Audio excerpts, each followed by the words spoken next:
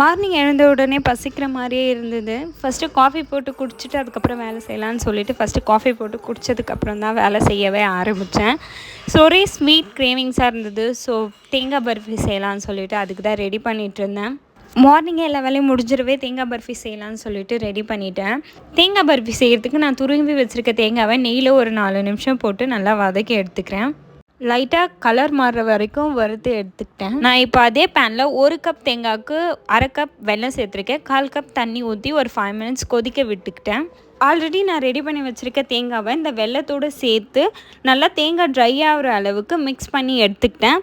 நான் ஒரு பிளேட்டில் பட்டர் தடவி வச்சுருக்கேன். அந்த பிளேட்டில் இதை மாற்றிட்டு ஒரு கொஞ்ச நேரம் ஆற விட்டு எடுத்திங்கன்னா தேங்காய் பர்ஃபி ரெடி. கிருஷ்ண ஜெயந்தி வரப்போகுது. ஸோ பாப்பாவுக்கு கிருஷ்ண வேஷம் போடலான்னு சொல்லிட்டு லாஸ்ட் இயர் வாங்கின பொருள்லாம் எடுத்து வச்சுட்டு இருந்தேன்.